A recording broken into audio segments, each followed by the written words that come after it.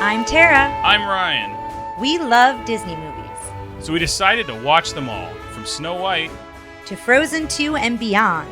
Each episode will watch a different Walt Disney Animated Studios film and tell you all about it. Did we like it? Does it hold up? Who's our favorite hero? Or villain. We'll give you history and fun facts about each movie. And sometimes we'll invite our friends to watch along with us. So put on your tiara or your evil crown and join us on our adventure. This is Tara and Ryan's Princess Diaries. Hi, fairy tale friends. We are here today with Walt Disney's Fun and Fancy Free, 1947. So we are chugging right along through the 40s here. This is the fourth of the package films? So it's interesting because I read something that said there were 4 of them, and then I read something today that said that there were like 5 or 6 of them. Some of them are not technically Walt Disney Studios, like one is The Reluctant Dragon. Right. So different people have different interpretations of how many package films were out. So this is one of several. Yeah. Because my notes have kind of contradicted themselves between our last movie and this one. Well, yes, because the documentary I saw also was like, everyone was so glad to see a Disney film when Make Mine Music came out and completely just skipped over Saludos Amigos and The Three Caballeros. Yeah, so yeah, Which I think it's I've different. discovered since this podcast, I say it way with much more of a Latino accent. I used to be like, Three Caballeros, and now I'm like, it's the Three Caballeros? I wonder if Brie had influence on you. Most likely. Which is great. I love it. So for Fun and Fancy Free, I guess I'll just jump into the synopsis here. Jiminy Cricket hosts 2 Disney animated shorts. Bongo, about a circus bear escaping to the wild, and Mickey and the Beanstalk, a take on the famous fairy tale. And this one got a 67% on Rotten Tomatoes, so I was surprised that it was on the lower end. I think a lot of the package films, I mean, they're unrealized stories. This was actually, the one we saw before this, Make My Music, was a bunch of smaller ideas. Mm-hmm. This one was actually 2 things they were looking at to do full movies for. And then they ended up going, well, I don't think we have quite enough for a full movie. Well, what I read, so that's interesting. What I read was they were in production for full features, and then because of the war was the decision they made. That's what I meant. I skipped that middle part out. Yeah, Got it. I didn't know if it was... that part, that easily skippable part, yeah, World War II. And it wasn't necessarily they didn't have enough content. It was that they didn't have enough workers, didn't have enough resources. Yeah, all of those they needed to get something out. Yeah. But they had like full... They'd gone into, I saw with Bongo, they'd done many different character designs. With Mickey and the Beanstalk, they'd done all this different, production art and things like that, and they were ready to go. They just hadn't quite filled it out to a 70-minute feature. Mm-hmm. So you said, before we got on this, that you don't have a lot of stuff for this. I've got like a couple things that I think I could say beforehand, but I think some of my things, like the last one we did, would make more sense after we watch it. I've got a few. Like we said, this was 2 features that got kind of created into one thing because they weren't fully realized ideas. It's interesting to me that Walt apparently had a wild hair about Mickey and being part of Mickey and the Jack and the Beanstalk story, because this is actually the 3rd time we've seen Mickey fight a giant. There was an early black and white film called Mickey in Giant Land that follows this a lot. He climbs a beanstalk, he goes up to the giant's home, and the giant is eating, and then they go back down the beanstalk. And then there is the Brave Little Tailor, which is, I think, the one that a lot of people are familiar with, where he says... And that one's later, right? That's like 1983, I believe. Oh, no. This is before that still. This is old design Mickey where he doesn't have the pupils. Oh, okay. I thought that was one that came out later. Okay. No, this is the one where he's like... Everyone's like afraid of a giant. He's a tailor and he's sewing something. And he's got 7 flies around his head. Yes. And he hits them. He goes, "I killed 7 in one blow." And everyone's like, 7 giants? Yes, and they lose I remember that one. I watched that one last night. It might be a fun thing to put up because I watched both of them. But that one, I was like, I really enjoy this. There's only one part that I thought was a little. There's a part where the giant rolls up a thing of hay and creates a cigarette, and Mickey's in it, and he's smoking the cigarette. I remember that, yeah. Yeah, I think that's the one you said you remember seeing one of these. I've definitely seen that one, but I think I've seen Mickey and the Beanstalk because of when it was described. Mm-hmm. I remember things from that, but I do remember that one as well. I've seen this whole thing before. I don't know if we had it. I think we might have We as a family were a lot of like recording stuff off of television, so there's a big picture. You know, I'm a huge Star Wars fan, and I always talk about I love the Ewok Adventures, but when I finally got the DVD of the Ewok Adventures, it felt weird because there weren't the parts where it was like, the Ewok Adventure is brought to you by McDonald's, like, and that wasn't in there, and that's what I remembered seeing it. I think it was a similar thing. We might have recorded this off of Magical World of Disney or something, but I saw this one a lot, and I didn't realize I love the Bongo feature, the Bongo the Bear. I love Mickey and the Beanstalk. I'm really excited to see this one. Yeah, so to kind of segue off of what you're saying, Fun and Fancy Free was re-released on VHS in 1997 for the 50th anniversary. So what was interesting when it was re-released is Bongo was not featured in ads or on box art, because by that time, Mickey, Goofy, Donald, and Jiminy were so much more recognizable. Like, people immediately knew those characters. So Bongo kind of got the shaft in 1997. But to what you were saying, they were shown, they were not re-released over and over again. So they did this 50th anniversary edition, but unlike other Disney movies where they would re-release them every couple of years, that didn't happen with Fun and Fancy Free. However, they were shown on television separately or together. So I think there's a good chance that I don't recall Bongo, so it'll be interesting to see if I remember it when I watch it. But I've definitely seen Mickey and the Beanstalk. So listeners, you may have owned the VHS. You may have seen it separately or together on television. So there's a couple different ways you could have seen both of these. It must have been off television because there's no way. This is before 97. That you remember. Yeah. Now, Dinah Shore, Dinah Shore is the narrator and singer of Bongo. I didn't know she was the singer of Bongo. Well, there's songs that like she sings as part of the narration. Yeah. I think there's a few songs that aren't her. This is the one, and I think I've talked to you about this, where there's a whole thing about how bears get dates where they slap each other in the face, and it's like a real kind of country bears song. Oh, that's you're gonna like it. I predict you're going to like Bongo. Now, I'm saying this as again, I haven't seen this as a young child, so there could be a whole thing where they're like, why Japanese people are bad, and I just don't remember that. I doubt that's the case, but yeah. You mentioned Dinah Shore. Yeah. And the one thing I wanted to say, I believe it was in Dumbo, we were talking with Melissa about how, there weren't a ton of famous voices that people knew, and that happened later. But that's actually not true. As early as this movie, they specifically cast Edgar Bergen, who's the ventriloquist and a narrator, and Dinah Shore to increase audience appeal. Yes. So Disney already in the 40s was looking at that. It's just we don't necessarily know those voices, right? Do you know Edgar Bergen? I don't know Edgar Bergen. I know Dinah Shore. So you've seen Edgar Bergen. He was briefly in the Muppet movie that we watched a little while ago. Remember, he was like the judge of the Miss Piggy pageant. And it was a man with a ventriloquist dummy. Yeah. Walt Disney was a big fan and actually drew Charlie McCarthy. That can't be his name. Charlie, his ventriloquist dummy, into a bunch of cartoons. Oh, okay. But he's also Candice Bergen's father. Do you know who Candice Bergen is? The name sounds very familiar. Schmidt from Boston Legal. Oh, yeah. Murphy Brown. Yes. Schmidt is more of a Tara and I reference than Murphy Brown. Yeah. Murphy Brown, obviously. Oh, neat. That's cool. Well, I also read something about him as well, that when he saw himself on film, when he saw this after it was recorded, he was really disappointed in how much his lips moved, because he was used to doing a lot of his ventriloquism on radio. Which seems like a weird place to do ventriloquism. Well, I don't know if it's that he said he got lazy once he went to radio, so I'm sure he did live performances. Right. But I guess he was on radio doing a lot of these bits with his ventriloquist dummy. Yes. And so I read something somewhere that he had made a comment that he felt like he had gotten lazy, because I think his lips moved more than I think he thought they did once he could see himself. Well, you've seen my ventriloquism act that I do. Hey, it's me, and this is my dummy, John. Hi, my name is John. It was perfect, listeners. As far as you know, it was wonderful ventriloquism. Exactly, yeah. I've got a couple things about Bongo. Okay, and I also have the origin stories of Bongo, and yes. I have like what the story and Jack and the Beanstalk, the original is. Bongo was written for Cosmopolitan magazine. Did you see that? Yeah, it was a 1930 version of the magazine. And it was go ahead. Sinclair Lewis. I just always like to give credit. So Sinclair Lewis is who wrote the story. Also, when they were developing this, they kind of thought about having it be a kind of a sequel to Dumbo.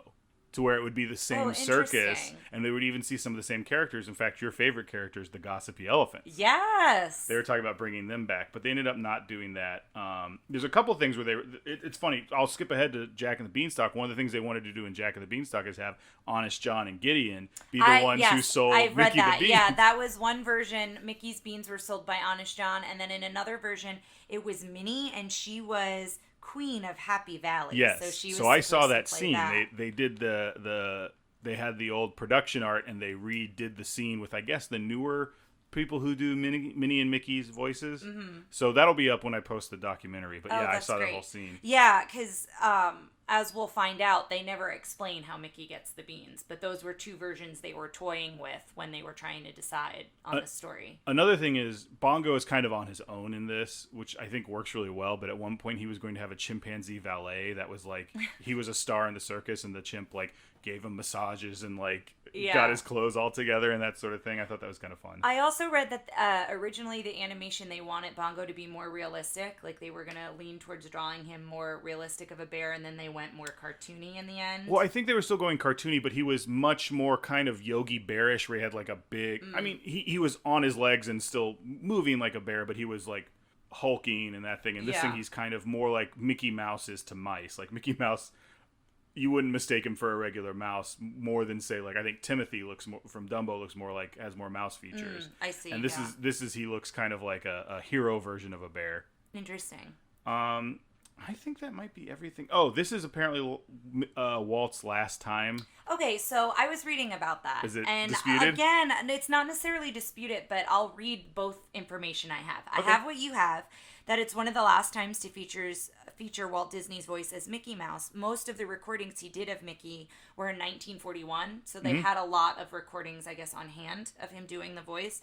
And then he also recorded some lines for the Mickey Mouse Club, which is in 1955, around that era, that time period. I was going to say, I think the way they described it in the thing might have been like this was his last big That's what they say here, feature. but then they say that James McDonald was also the voice of Mickey starting in 1948. So I guess he might have overlapped. Yeah, but I'm not sure. This came out in 47, so maybe Walt recorded the voice of Mickey prior to 47, and then James McDonald took over in 48. Mm-hmm. So it was just when I was reading the facts, they didn't necessarily contradict themselves, but they like confused me a little bit. Now that I'm saying it, I think maybe that's what happened, is this was the last feature for Walt to use the voice. And then James McDonald takes over in 1948, and he's the voice of Mickey until 1977 when he retires. And then Wayne Allwine is the next voice of Mickey. I don't know if he is still the voice of Mickey. I don't think so. That name's not familiar. He was the next one after James McDonald in 1977. We have one of an example of using a actor twice. So Billy Gilbert plays the role of Willie the Giant, who I love. Willie the Giant. Yes, I was going to save this one for later, but you can go ahead because he's one of your favorites. That he's sneezy. Yeah. Because the actor apparently, part of his comedic act was a funny sneeze. Yeah, it was like a known gag was a comic sneeze. So that's why they hired him for sneezy, and then I think we're gonna see some comic sneezes from Willie in this. And then also Willie the Giant appears in Mickey's Christmas Carol as well. So that's another little... The Ghost of Christmas Present? Yes. Mm-hmm, the Ghost of Christmas Present. So that's another way that we get to see Willie the Giant a little bit later. Oh, that's 1983. I knew I had the year 1983 somewhere. Somewhere, yeah. So that's what Mickey's Christmas Carol is, 1983. I did want to just go into a little bit about the original Jack and the Beanstalk story, because it's actually, like, there's several versions of it. Mm-hmm. So it's Jack and the Beanstalk. It's an English fairy tale. It's also known as just a folk tale. But in 1734, it was titled The Story of Jack Spriggins and the Enchanted Bean. So I liked that title. And then Benjamin Tabart moralized the history of Jack and the Beanstalk. That was 1807. And then Henry Cole, publishing under the pen name Felix Summerly. I apologize, listeners. You know me by now. He popularized the tale The Home Treasury in 1845. and then Joseph Jacobs rewrote it. So as you can tell, like there's a long string of writers that have kind of changed the story, tweaked the story, different versions of the story, different titles, some appearing in like a collection of fairy tales, some appearing on their own. So I didn't go into too much of a deep dive, but I did just want to highlight that this story has been told since the 1700s, which I always love looking up history and dates. And we'll have to post this picture on the Facebook page and maybe our Instagram, but I just wanted to show you that illustration because it's terrifying. What is this? It's the first illustration for Jack and the Beanstalk. Yeah, it's pretty horrifying. Yeah, it's so weird. we'll post that. It's a bizarre one. But yeah, I always like kind of finding the history, and I find it interesting that Disney seems to have been inspired off of, he reads a story, if he connects with it, then he kind of turns it into something. We've talked about that with other stories, reading the story of Bambi and the original story. And, I'm assuming read Bongo's story in Cosmopolitan, or somehow that came, I don't know if it was Disney or the animators. Maybe that's a good question. I don't know if it was... Was this, I can't, it was either one of these scripts, by the way, was delivered, the first draft was delivered to Disney the day after. Pearl Harbor. Thank you. Yeah, now that I'm thinking about it, it may have not originated from Walt Disney himself, but either way, I just find it very interesting that a lot of the creators of these films, in conjunction with Disney, because he had final say, were just influenced off everyday life and off of stories they grew up on, and then they became stories that we grew up on, right? Like we grew up on the Disney versions of these stories. So I just find that interesting. Well, that's all I've got. Other than, we're seeing the return of Cliff Edwards as Jiminy Cricket, which is exciting. I know we're both big Jiminy Cricket fans. I know, we do love him.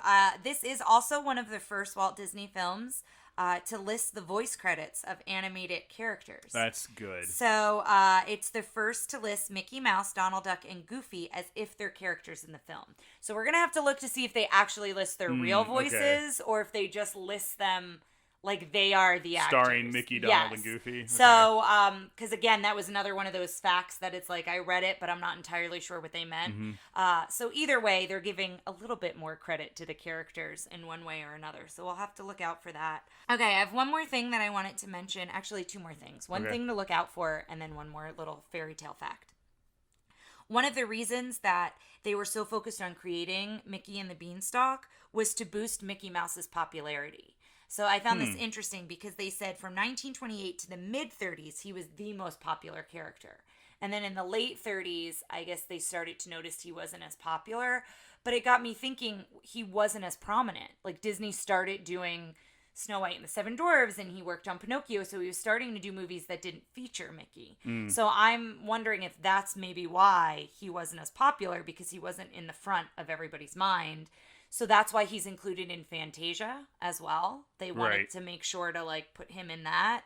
And then this was to, I guess, bring the focus back to Mickey. This was one of the reasons to have Mickey. And then the other thing, listeners, as you're watching Mickey and the Beanstalk, to look out for the golden harp. She slightly resembles Cinderella. And what I read is her hairstyle is Cinderella at the ball. And what's interesting to note is that's because Cinderella was in pre-production at this time. So Cinderella is, I believe, 1950. So this came out in 1947. So they were being worked on at the same time. That makes sense. So that was just kind of my other little thing that I'm excited to look out for as we watch this.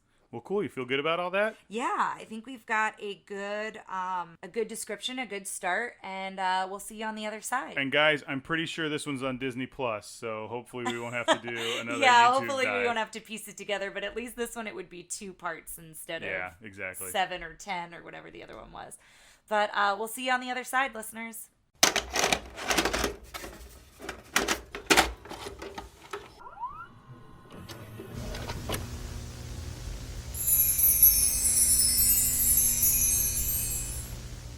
And we're back.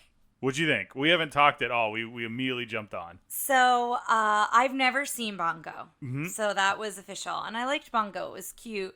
The Beanstalk just brought me so much nostalgia. And I just was so tickled by Donald and all of them. But I think Donald was my favorite in this. I really liked it, and I think it held up pretty well. I think they both did for the most part. I wouldn't call it we'll get to my thoughts on it, but it's a fun, one you could definitely throw on, I feel like, and just let a kid watch it, and it's pretty tame. There's and there's minor tobacco references, but I don't know that anyone would know. Yeah, we can get into it, but and these are because that they were packaged. You could just watch one of them and be fine with it. Like you don't necessarily need to watch both. They're both on Disney Plus together, but you could just watch one and stop it and then go do something else. But we were watching for the beginning with the credits because I had a note about how they gave credit to not only Mickey, Goofy, and Donald, but also to the voices who played them. And as we watched closely... you said Mickey, Donald, and Goofy. Yes, and that's what I had in my notes. But as we watched closely, Goofy is not given credit. It's Jiminy, Mickey, and Donald. And honestly... Goofy's got to talk to his agent. It kind of makes sense because... I don't know how prominent Goofy was, but Donald was in Three Caballeros and... oh, you mean outside of this? Yeah, so I'm wondering if that's why they didn't credit Goofy in the beginning. Huh, I don't know. Because Mickey was already a big hit, Donald was already a big hit, and Jiminy was in Pinocchio. So maybe they didn't feature Goofy because... Well, Goofy was in Saludos Amigos, remember? Oh, yeah, he was. So yeah, I don't know why they did. He just got the shaft. Yeah, it's got to be some SAG thing. Must be. But it does open with not only the characters' names, but the voices of some of the characters we notice. Walt Disney is not giving credit for Mickey, but some of the voices are given credit. So that was a true note. It just was an incompletion because Goofy was not included. But it opens with Jiminy floating on a leaf, and he's in like this pond, and he's singing, and all of a sudden he goes under this little tiny bridge, and my first thought was like, who is that bridge for? But as the camera zooms out, you notice that it's like a little pond on a desk in an office. So Ryan was saying the bridge could be for other insects when we thought it was like a land of like we were in like the woods, but we're really on this little pond. So but it just turns out Jiminy has committed B&E and is hanging out in someone's house. Yeah, or that's where he lives now, is in this little pond. I don't really know. I guess. Well, it's interesting because he is a hobo. This is taking place in modern time, and Pinocchio, I guess, was supposed to take place in the late 1800s. So I'm wondering if this is Jiminy Cricket the character or Jiminy Cricket the actor who plays Jiminy Cricket, or if we're just not supposed to worry about it. Probably not supposed to worry about it, but yeah. So yeah, he's singing and he's kind of floating around, and he jumps off onto bookshelves. And he's looking for a story, and these are some of the tales he comes across. Well, I think it's because the song is fun and fancy free, and it's this thing of like, oh, this is too heavy stuff, and we I'm don't a gotta worry happy fellow. About this. Yeah, and so some of these very heavy titles are "Misery for the Masses," "Basic Metabolism," "Anatomy of Melancholy," and "Proverbial Philosophy." So all tongue twisters. And as Ryan said, he says, oh, these aren't for me. Yeah, these are too dark or too heavy. Yeah. And then he floats down, and we were so excited. He sees Cleo in the fishbowl. So we see Cleo, and he like pops in, his face up against the glass, and Cleo gets startled, and he's like, you worry too much. Everybody worries too much. I mean, they don't identify the goldfish as Cleo, but it's the exact same design. It's the exact same design. And I only say that because the next character they see, we go, oh, it's a cat, it must be Figaro, and it is not Figaro. Yeah, it's Figaro, but like instead of white, there's gray where his fur is, and he's a little bit more menacing. But he looks in the paper, and and he's like, all of this gloom and doom, all these headlines in the paper, and that's when Figaro starts to chase him around, and then they go into a bedroom, and they're in the dark, so Figaro like pushes him into this other room. Well, before we get there, the thing that I noticed throughout this whole thing is Jiminy seems to kind of be like not like Jiminy and Pinocchio. He's like, don't worry about things, it's fun and fancy free, and he's just not really the conscience anymore. Do you know what I'm saying? Yeah, I feel like he was I feel like he was assigned the conscience to Pinocchio. Once Pinocchio became a real boy, he kind of didn't have a job anymore, right? I guess. So now he's a hobo so, again. Yeah, now he's just a hobo, fun and fancy free, going from one house to another, I guess. But no, I think it's kind of interesting. I'm sure we're putting more context into it. But it is fun to think of it that way. I think the title of this movie and the attitude Jiminy is giving you is kind of how you should take this one. Like it's a fun, fanciful one. There's not like it's not a real deep story. It's just two fun little stories back to back. Yeah, and right? I think he's also just reminding you, I mean, we have to remember this is 47. It comes out after the war. Point. but it was made during the war, so like just trying to let everybody know like, hey, maybe don't worry so much. Granted, I don't want to like sugarcoat that like people shouldn't have been worried during the 40s, but I think it's maybe their way to be like, just relax and enjoy this story, and then you can get back to worrying, right? And I feel like that's what a lot of entertainers in the 30s and 40s were doing, not only during the Depression, but during the war, was to try to like lift people up, if even for a little bit. But yeah, so he falls into this bedroom and it's dark, and we find out he knocks over a doll, and he sees a doll and a bear, and he calls it a deadpan doll and a droopy bear. And there's lots of little quips. I didn't write them all down, but in both of these stories, there's a lot of little kind of funny moments and funny phrases. So I tried to get a few of them in there when I could. And again, I don't know that he's flirting with the doll just yet, but he eventually flirts with the doll a little bit. Not quite as much as in Pinocchio with the music box characters. But he goes to look for a record to play to kind of cheer up the deadpan doll and the droopy bear. And all the records are classical composer names. So I thought it was interesting. Notice that. Yeah, I believe it was Bach and Mozart and maybe Schubert, and there were a couple other ones.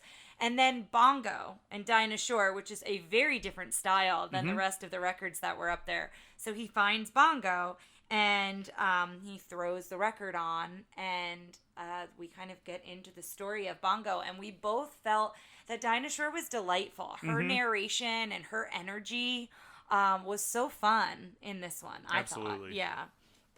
And so it opens on Bongo, and we've got circus posters of Bongo, and there's a lot of things that are reminiscent of Dumbo. Like the circus posters reminded me of Dumbo a little bit, and we are like, Bongo is a circus bear, and it opens with him on a unicycle. And after the circus, we see Bongo is so happy when he's performing. And then when the show's over, they like put a metal cuff on his neck, which was so sad. Yeah. And they drag him into his cage in the train where they like lives. Wash him and they dry him off. Yeah, and they're very tossed around like an old shoe. Yeah. Is what Dinah Shore says. Like he's handled very roughly outside of his performing, and so you're kind of watching him day in and day out. And the one thing we loved was when the circus packs up, it gets like all sucked into the train really quick. Yeah, it's like the whole tent and everything just like goes into the train and then comes out of the train when it gets set up in a new city. This one's definitely pretty cartoony. Yes. And I felt that same way. I was going to say something to you while we were watching, but did you feel like Jiminy was not quite as polished as he was in Pinocchio? Like, it's obviously the same Jiminy, but the coloring on him wasn't as bright. I feel like he was a little bit brighter. And this may have been something I noticed a little bit more, but, like, the animation felt a little clipped or, like, not quite as, like, some of his expressions. It felt like it wasn't the same team that did him in Pinocchio. He's felt very close, but you can tell this is kind of like maybe some people are missing. Maybe they don't have as much time. Yeah, and that was interesting. But I would agree with that. I mean, it didn't, like, stick out. Mm-hmm. But now that you say it, and I just feel like his colors were dimmed a little bit. He wasn't as bright and shiny as he is in Pinocchio. But basically, we're following Bongo, and we see that he's really kind of sad, and he's daydreaming about being in the wild. He's getting the call of the wild, they call it. His instinct is saying he shouldn't be here. Now, it obviously seems like he wasn't born in the wild, or if he was, he got out of it real quickly. He just feels like he needs to go back there. He has dreams that he's sitting in the tree. Yeah, and he's like things. Almost like in a hammock in the tree tops and just relaxing. And I really remembered, I didn't think about it till we saw it, but the whole like Bongo, Bongo, Bongo, like the voice of the wild calling him. Yeah. And so he's trying to get out, and then he shakes the cage loose, essentially, the metal bars, the lock pops off on the train, and he just disappears into the wild. And With his unicycle. I love when he's on his unicycle. Like, that's how he's and the mobile. Sound that the unicycle makes. It does have kind of a squeaky wheel sound to it a little bit. But the landscape here is really beautiful. It reminded me of Colorado. Like, you see all these beautiful mountains and rolling hills, and he gets out in nature, and he feels free. And so we're kind of following him as he's exploring nature for the first time. And he runs into what looks like the same woodland animals in Bambi. There's a lot of like Bambi similarity and Snow White, here. those woodland creatures. And at first it's just squirrels and chipmunks, but then it kind of extends to lots of creatures. But he's trying to climb a tree, and he realizes he doesn't know how, or he can't do it.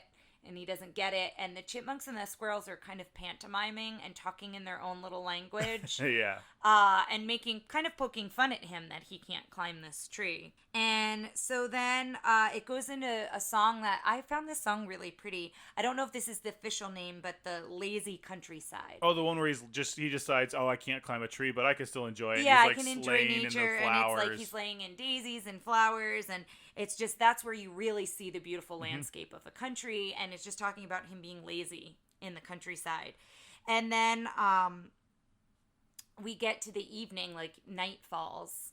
I just want to cover this because, I like I was telling you, we were watching this is what I used to think of when I'd go, hiking, not hiking, like, and camping with Boy Scouts and things like that, is he lays down for a nice nap, and even Dinah Shore is like, the quiet of nature falls, and the hush of nature, yes. yeah. And then it's just like at night, and all these weird noises, and his ears are tuning into him, and he's like looking around, and there's like I very distinctly remember the caterpillar eating the leaf. Chomping on a leaf, and then another caterpillar with a bunch of legs marching, and then you had an insect with a saw for a nose that was like sawing down a branch. All the little noises are so magnified, and then it becomes this like horrific nightmare scene as he's chased by lightning and rain. Yeah, and he hears the coyotes, and that reminded me of Ryan and I and our dog lady took a trip out into the middle of nowhere in Texas. And we were in a cabin, and it was delightful. Like, that was kind of the goal, was to be out in the middle of nowhere. And I think it was the last night we were there. We had heard coyotes, but maybe just like one every so often, and not... Yeah, far in away. The distance. Yeah. And the last night we were there, we heard 20? Exactly what happened was we walked outside, and I had my arm around you, and we were and like, it was look at the beautiful. stars. We could see all the stars, and it was so dark. Isn't this beautiful? Pause, and then...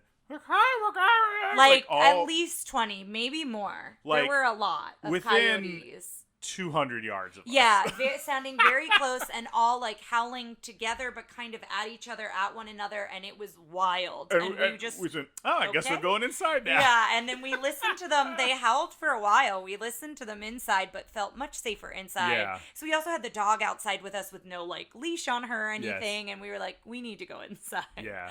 But it kind of reminded me of that because I didn't do as much camping as you did growing up, but that's kind of like what I had a memory of it. And like you said, he's being chased by lightning and all of these things. And can I just jump in here real quick? Yeah, go right ahead. It was interesting to me because, a lot of this feels like Bambi. That specifically felt to me kind of like Snow White when she's in this forest at first. Yes, when everything's scary. The trees were animated very briefly, but that was before things got scary. They yawned with Bongo, and I thought that was a cool animation, them stretching and yawning to go to sleep. But he's getting chased by lightning, and for a minute it definitely looks like the lightning are like claws coming at him. Yeah, I would agree with that. And it kind of moves on to he's shivering, he's cold, he's kind of out on this ledge, and dawn, the narrator tells us that now it's dawn, and Bongo wakes up because the birds are chirping, and he didn't get any sleep, and he's cranky, and he's stiff, and he's just really miserable.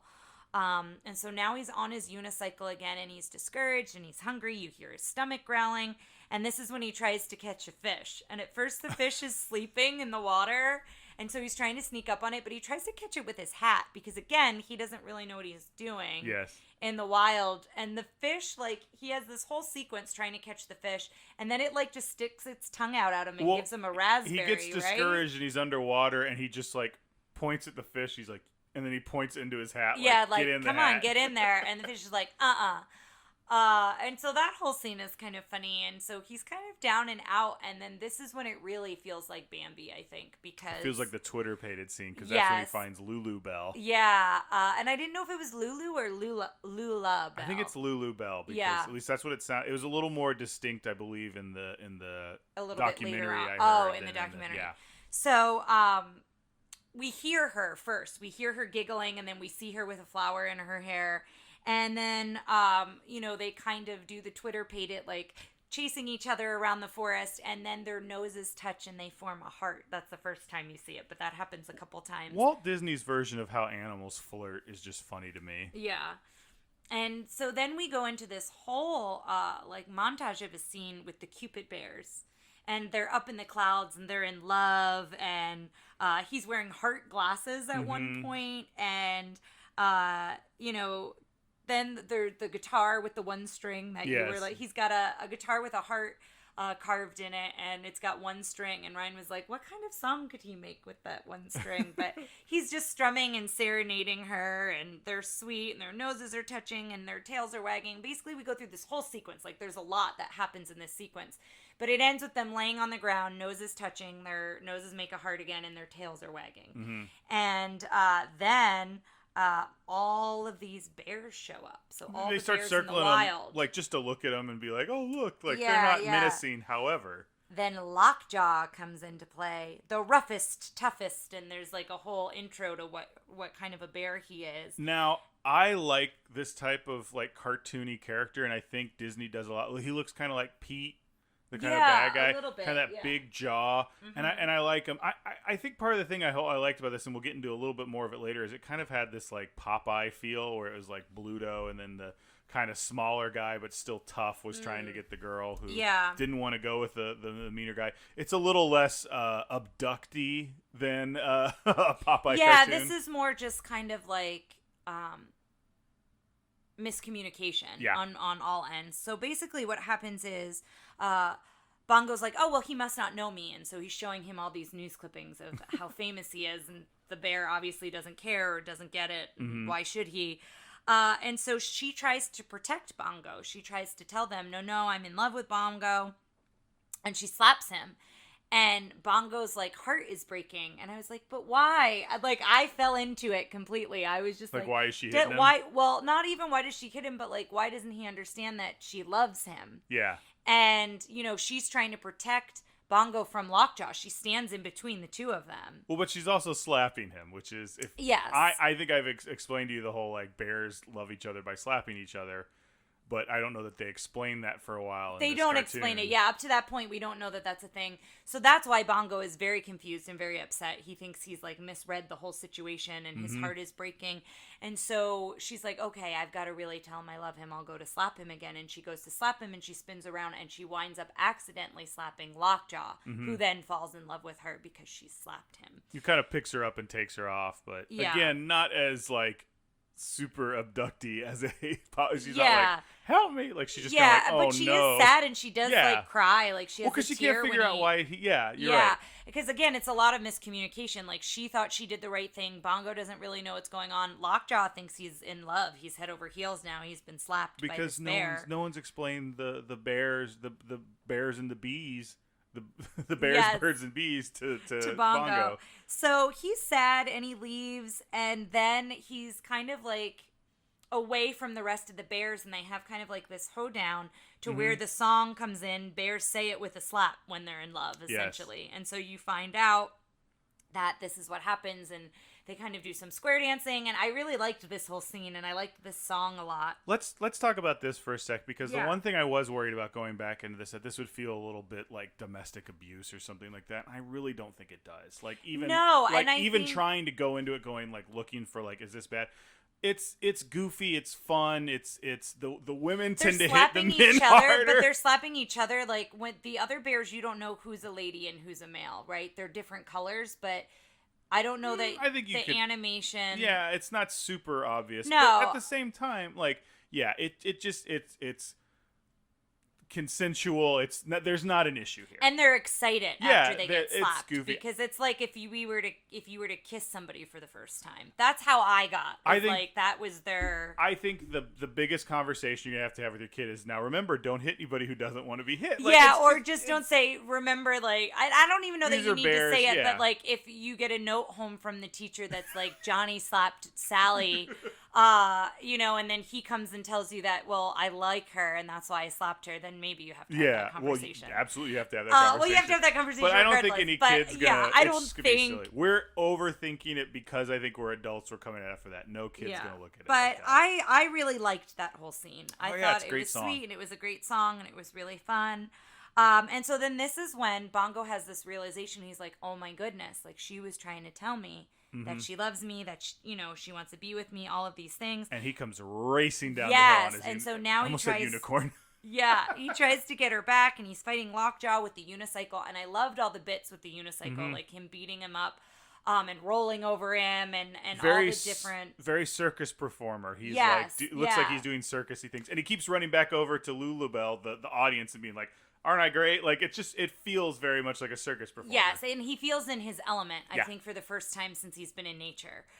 So they're going back and forth, and they end up on a log in the water, and he's like spinning the log with the unicycle, and I don't know why, but I always like any of those kind of lumberjack games. But yeah, when people are on they're on a log. I don't know why I like it. Cartoons. Yeah. So then you realize that they're coming to a waterfall, and they go over the waterfall essentially, and so she thinks that Bongo has died, and I guess. We don't see Lockjaw again, do No. we? He's down there, and he's, like, stuck in the water. He's getting taken downstream. I don't think he dies, but he... Lockjaw? Yeah, he's like... trying to get out of the water, and the log keeps, like, coming over and hitting him in the head. Yeah, so I don't think he, like... His demise happens, but we don't really see him after that. No, he's down... You see, like, a little dot, and he's taken downstream. I think I was more focusing... That's a long walk back up there. It's well, I gonna think be I a while was more before they see him focusing on again. Bongo, because Bongo's also down there, but all the bears... Like, as Bongo's coming up, they pick him up, and they're rejoicing. All the bears are so excited that Bongo's back. Lulubelle is so excited that Bongo's back. And, does she slap him, or does he slap her? I think he slaps her first, and yeah, she slaps him back. Yeah, I think then he slaps her to be like, hey, I love you too, kind of a thing. And their nose kiss. And she climbs the tree. And then Ryan literally out loud is like, uh-oh. Like, because he can't climb the tree. And I loved this part. Yeah, all the woodland creatures who made fun of him help him up the tree, which I thought was really sweet that they helped him to get up to the tree. And that's kind of the end, is them, like, ending up in the tree. Yeah, the trees bend to form a heart, which Tara loves. I love things when that things look like hearts. Yeah, so the trees bend to form a heart, and their noses may touch again, but they're, like, together like a heart as well. So let's go over this one real quick, and we'll just, since there's only two, we'll do the usual stuff, which is, how was the princess, who's a Bongo in this? I love Bongo. I think he's got a really cool visual design. I like his he's kind of like Mickey in the, like, I'm kind of a hero and confident and show busy. Yeah, he's confident, and then when he goes out into the wilderness, you know, like a lot of people, when you move away from home or you do something new or you have a change in your life, you know, you might be super pumped about it, and then you're like, oh, maybe this isn't all I thought it was going to be, right? And it turns out it's everything he wanted, but he kind of has to go through it. And I like that we get to follow him on that journey a little bit. How was the prince, who's Lulubelle? She was great. She was sweet. Yeah, she was, like, not, like, amazing and not terrible. I thought she was a nice addition, and she's very confident. I liked how confident she was, and, you know, I like that she stepped in front of Lockjaw and him. I really appreciated that she was, like, trying to, like, stick up for him and protect him in front of all the other bears. So yeah, I thought she was fine. How was the villain, Lockjaw? I liked Lockjaw. I thought he had a cool design. He was just a big brute, but... Yeah, and he wasn't, like... He was just menacing enough, I guess. Let me see. Sidekicks didn't really have... The woodland animals, we've talked about that. Yeah. Anything that we thought didn't hold up, I don't think so. The one thing I was looking for, I don't think was nearly as much of a problem as I thought it would be. And did you have a favorite song? I like the for this one I definitely like the bear slappy song, because, like, it's a kind of deep down. I forgot Dinah Shore came back in and sang a little bit of it, and there's that part where she's kind of yodeling in the background, which that was kind of fun. I really like that song, and I also like the Lazy in the Countryside song. That all song the songs was were really they were good. all good. Yeah.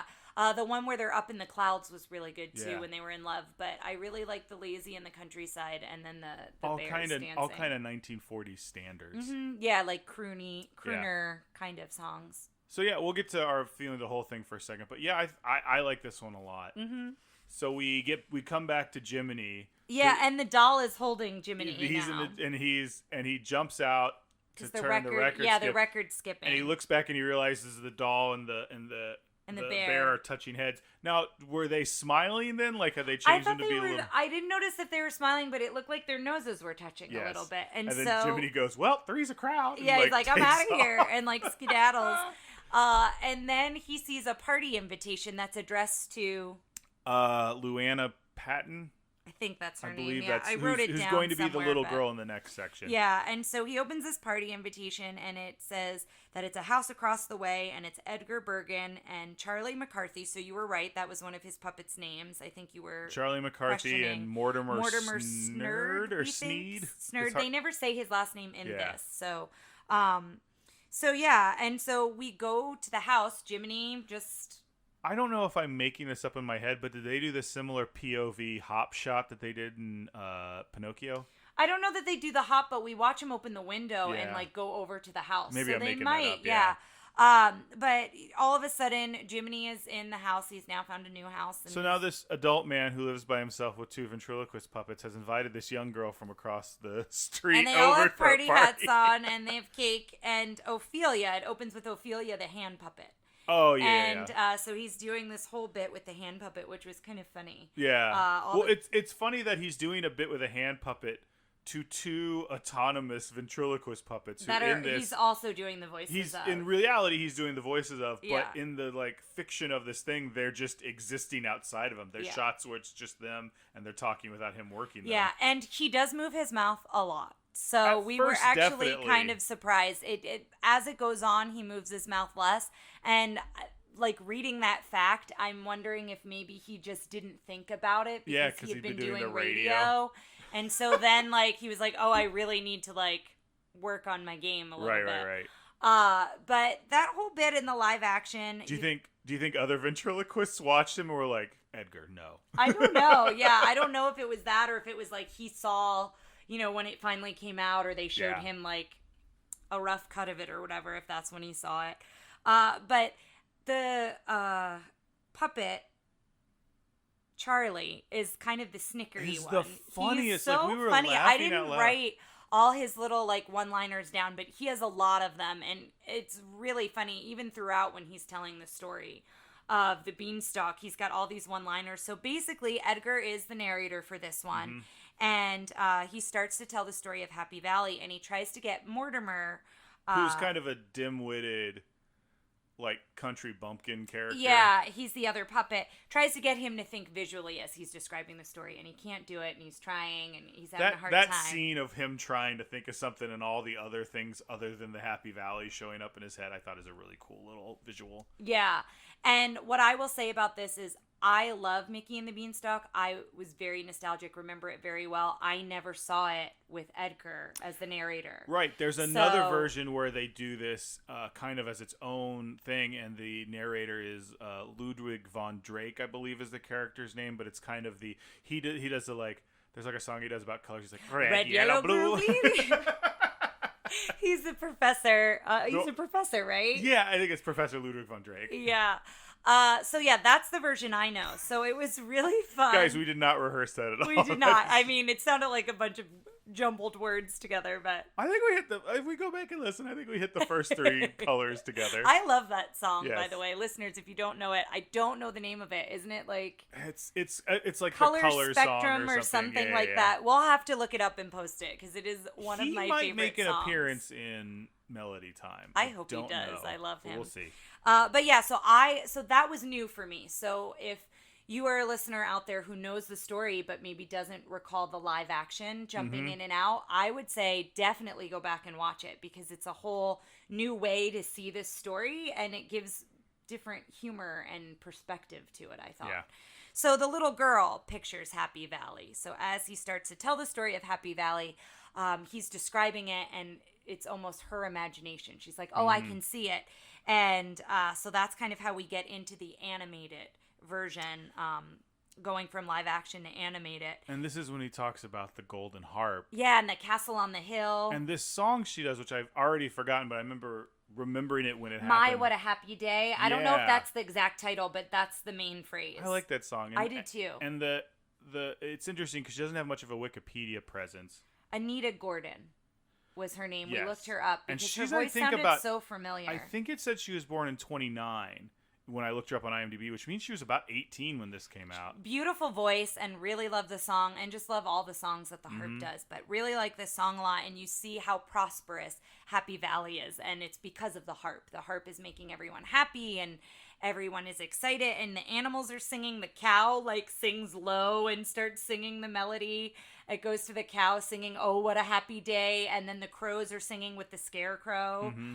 But then a shadow comes over, and so now we see this shadow comes over and takes the golden harp, and then no longer was the valley happy. So it become gruesome gulch. Yes, I wrote that down. So that's Charlie interjecting with this with the narration of Edgar. And so, yeah, he calls it gruesome gulch and utter failure for the cows. Like, because the little girl's like, oh, well, they have a cow. At least they'll have milk. And Edgar says how that's not the case. And then that's when Charlie goes, what an utter failure. Yes. So there's a lot of those one-liners. If you like that, you're going to love this. It feels like throughout. Edgar, Charlie's the one who said utter failure. Utter failure, yes. But it feels like Edgar Bergen may have like punched up the script. Yeah, and I think at one point Charlie makes a comment about like, don't ham it up or something like that. He's very critical because there's a part where he's like, when they're talking about the giant, he goes, the harp helps the giant go, is a voice that helps the giant go to sleep. And Charlie's like, I can think of another voice. Like, yes, he's yeah, very it's critical. really great. Which I feel like maybe that's their shtick. Like when he's just with Charlie, I wonder, I've not watched him with Charlie, but I wonder if it's like Charlie bantering about him. So it opens on, and this is what I remember, like so vividly. Mm-hmm. It opens on Goofy, Mickey, and Donald, and it is the thinnest slice of bread. That like, they're out of food. You could not slice bread this thin. Literally he can see through it. It looks like pantyhose. Like you can like see through it like that. It's like that kind of a texture, and one bean for 3 of them. Mm-hmm. So Mickey is slicing it up, and then the narrator is just talking about Edgar's like, if it was 3 beans for 1 person, that would be great, but it's 1 bean for 3, and is talking about like how desperate they are. And Donald just says, shut up, and like tells Tara loves it when Donald tells the narrator to shut up. I love when Donald like gets worked up and like addresses the narrator, but he goes wild with crazy eyes, and he's got like red and green like circles in his eyes, and he's really like, he is beyond hangry for sure. He's like, he's lost it.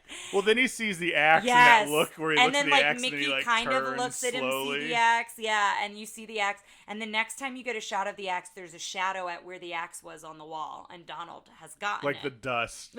Yeah. And Donald goes out for the cow, and he goes to try to kill the cow, and then Mickey and Goofy tackle him, and Donald's like eating the cow's tail as if it was a corn on the cob, and like really trying to get something. And then we go back to live action, and they talk about, oh my gosh, are they really going to kill the cow? Mm-hmm. And who is it? Mortimer. I don't want to hear the story. Yeah, he's like, if they're going to kill the cow, I'm done with this story. And the little girl doesn't want them to kill the cow. And Charlie, of course, the like smirky, the smartest, kill the cow. Eat the cow. He's like, kill the cow. And so they go back and forth, and the little girl says, well, I think they should sell the cow instead of killing it. And Edgar goes, well, that's exactly what they do. And so now we kind of jump back to the Famish farm. I feel like this might also be their way of like, how do we get to the next scene with the scene they cut of like Mickey actually selling. They didn't animate. They probably just said, okay, we'll just use this as a way to get to the next part. I thought I remembered Mickey selling the cow. Is that in a different version, or is that just in my mind? I don't think so. Like I said, there's an animatic him walking of them with doing the it. cow and going to sell it. Unless that's just in my imagination, which is fine. Go sell the cow and we'll get money. What do you think that they're going to do with the cow that they sell it to? That guy's going to eat it. Yeah, or try to get milk out of it, which Mickey already knows isn't the case. But anyway, when Mickey goes to sell the cow, I love this song. It's Funicula, yes. or whatever. But the words have been changed, and it's Goofy and Donald singing and dancing for food, and I'm going to eat so much food till I die, and there's a whole nother verse. I think this might be one of my favorite songs from this one. I thought it was longer. It's so short. But I love it. I love them daydreaming about all this food that they're going to have. And Mickey comes back, and one of them says something about beans in the song. No, it's going to rhyme to something. And that's beans! Right. Yeah, and then Mickey jumps in with the rhyme, and the rhyme is beans. And they're like, what do you mean beans? And Mickey lets them know, oh, these are magic beans. If you plant them in the moonlight, like a beanstalk will grow. And they're like, you dummy. He says something where he goes, then what do you think you'll have? And Donald's like, goes, more beans! And just throws them away. And is so angry, and so he knocks them out of Mickey's hand, and they fall into a hole in the floor. And then they all go to sleep. And this, This was also a great song. It's instrumental, but it's got such a good feel to it and a great rhythm to it as the beanstalk is growing. It's kind of got a little snake charmery vibe to it. Yeah, a little bit. And it's so funny because you watch the beanstalk like going under Goofy's bed, and like it takes Mickey's blanket and replaces it with a beanstalk leaf. So they always stay sleeping, even though the beanstalk is moving them in all different directions, but they don't know it because they're still somewhat comfortable on the beanstalk. And Donald like goes into a barrel, and then at one point is in the curlicue part of the beanstalk. And then we see the house get lifted higher and higher. And I thought it was funny that when the house lifts up, the chimney stays. Which makes sense because it's the brick, I guess, part of the house, right? So the house goes up and up into the clouds. And then that's when kind of they wake up. And then they're so excited they're forgetting that they're hungry because now they're like, oh my gosh, where are we? Like, this is such an adventure. We see this castle in the distance. Like, it could be a friend. It could be a dragon. It could be like, you know, possibilities are endless, essentially, on what it could be. And so they get to the castle. This is they go on an adventure to get to the castle, and they get to the steps. And the steps are so high. Well, we forgot to mention they walk through footsteps. They walk through footsteps. They have a little bit with some dragonflies where Donald. Well, and the footstep. Remember the comment? Oh yeah. He goes, "Who let those footsteps?" And Charlie goes, "Well, it certainly wasn't Cinderella." This is 3 years before Cinderella, so even though Cinderella was in pre-production, and the animators knew it was in pre-production. He's referencing the fairy tale, which I'm wondering how prevalent that was in everyone's mind. Yeah, it was just an interesting comment. It was like an interesting nod, especially with us knowing that it's in pre-production at this time, and it is 3 years away from being released. So that was kind of a fun bit. That's the only reason I wanted to go back about that. But yeah, so we get to the stairs, and you have a very like vivid memory of like the three of them have to get on each other's shoulders get up one step. I remember when I was a kid, I was like, I wonder how long that would take. Yeah, there's 20 or more, probably more than 20. There's a lot of steps that they have to get up. So you kind of watch them all climb and get up. And I love that like Mickey knocks on the door, but they're at the very bottom of the door, and you can see where they could just have walked under. Yeah. But Mickey's very polite and knocks on the door, and he's kind of got his chest puffed out, like ready to meet whoever's going to open the door, and nobody answers. It's interesting because I in some other Disney podcasts that I've listened to, they talk a lot about like Mickey's personality, or rather Mickey's lack of personality.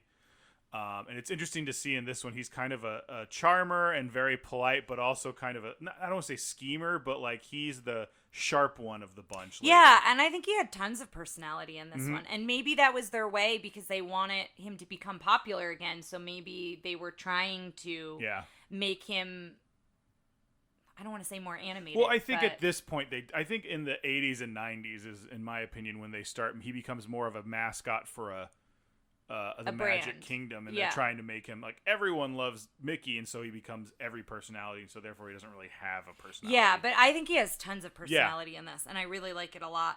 And so they go under the door, and they see all the food on the table, and they climb up like this ornate wooden leg of the table, and they climb up, and they're so excited, but they never eat anything. We never see them eat anything. Goofy... Well, Donald and Mickey go after something. Donald eats a big thing of cheese. Oh, okay. But Goofy keeps trying to eat stuff. Yeah, he like tries to eat all these peas, and they're giant peas, and they like bounce and hit him in the face. So that's interesting. He takes a giant knife and he tries to get them all in his mouth. And it's funny because I watched the Giant Land, the black and white Mickey one, and the giant does the same thing with peas. Like there's a whole big section where Mickey's stuck in the giant's mouth. It's weird. But he's like eating the peas with a knife, and I'm like, I've never heard of anybody eating peas like. I think it would be difficult to eat. Yeah, to line them up like that. Yeah, but animated wise, it looks cool. That must be it. But there's a lot of like, especially the food. There's a lot of like shared bits between. It's interesting to go and watch those other ones, and so we'll be sure. I think you mentioned it. We'll be sure to post them because it'd be interesting to compare them. I have a question for you. It's very important, so I need you to really think of the answer. Okay. If you could eat one giant dish, what would it be? Mine would be a pepperoni and mushroom slice of pizza. That's really smart. I don't know. I've been eating a lot of this lately, so that's probably why I'm going to say it, but watermelon. A giant watermelon? Yeah. Okay. And just like eat through it. But guys, send us in your giant dish. Yes, let us know what you would eat. But Goofy then goes into Jell-O, and that's when I made the realization. I was like, he's not going to get to eat anything. Like, he's bouncing on this Jell-O, trying to catch his hat and all this stuff. And so then that's when they see that the harp is locked up. So they're like, oh my gosh, this is what happened to the harp. Yeah. Your Mickey's pretty good. Thank you. So I'm pretty sure Walt just did the exact same thing I did, where you just go high. Like, that's it. Yeah. So then we jump back to live action. So now we're back to live action, and this is where we see the shadow puppet, where he's trying to show what the giant little looks girl like. what the giant would look like. And so he does the shadow puppet. But they do a cool bit where it's his hands, but then it's clearly, I think, like an actual puppet. It's not hands. Yeah. I don't think. Starts out where, like, the shadow is a pig, and Charlie, of course, makes some comment on who it looks like. Yeah. And then it goes into the giant, and now we're back to the animation, and we enter the giant. You know, we see the giant for the first time, and Willie this song the is Giant. Also really good. The Fee Fi Fo Fum. So this is another really good one, and so he's like just singing about these magic words and how he can do all these different things. He can be big, he can be small. He kind of reminds me a little bit of Mad Madam Mim. Yes, yeah. You just took the words right out of my mouth. Like he's not as like eccentric and crazy as she is, but like he has a similar magic where like, what do you want me to turn into? And I'll turn into it. Like I can literally turn into anything. And so they all hide in the food, and Donald's in like these puffs, and I forget. I think those were supposed to be possibly like pearl onions. That's what I thought at first too, but then like since they looked like his tail, I wasn't sure if it was something else. Like his thick seat. Yes, which if you're a fan of Podcast The Ride, you'll know that reference. Otherwise, it's coming out of left field. But I forget what Goofy hides in, but they all hide in different foods, and Mickey winds up Goofy's in the cheese, and he cuts it, and his face is sticking through that's right. the hole in the Swiss cheese. So Mickey winds up, he's hiding in some of the ingredients that become the sandwich for the giant, and so he's in the sandwich, and the giant sprinkles pepper on the sandwich, and Mickey sneezes. And that's how the giant is revealed that Mickey's there, and then Mickey's clever, and I don't think I wrote it down. Oh, here it is. Mickey never misses a trick. That's another thing that the narrator says. And this is going to his personality being like, you know, Mickey's always on top of it. He's always like looking at the next thing, and he sees that there's a fly swatter. And so he's reading his lifeline because he's in the giant's hand, and he's asking him questions, and he's like, oh, so you can turn into anything. And the giant really wants to turn into a big pink bunny with ears. And Mickey's like, no, you should turn into a housefly instead. And the giant's like, because he sees a fly swatter. Yeah, because he sees the fly swatter. And the giant's like, why? And he's like, no reason, you know. And he's doing that bit where he's like kind of like spinning his tail, like like almost Charlie like if he Chaplin's was whistling, cane. like do do do do do. And so he's like, no reason. He's like, okay, I'll do it. And then Mickey signals Goofy and Donald and is like, go get the fly swatter. So all three of them get it to hold it up. And the giant turns into the bunny anyway. And he's like, are you sure you don't want me to be a bunny? And then sees what they're doing and gets very angry. And so then there's a whole sequence of him catching them. He takes the harp out and he puts them in the box that the harp's in. But Mickey gets out right before it closes.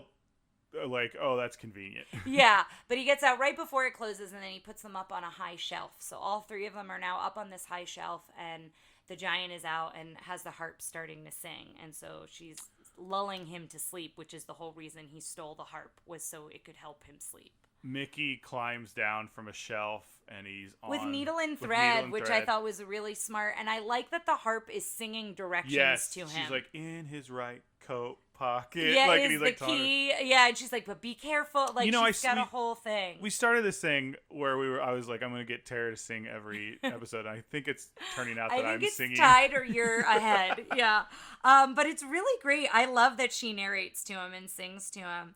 And so then Mickey is in his pocket. He finds the key, and this is the tobacco reference where no one would know what it is. He's got a box of snuff. And so Mickey falls into the snuff essentially and sneezes, and then the giant goes to sneeze and realize Mickey's in the pocket, I think, at this point.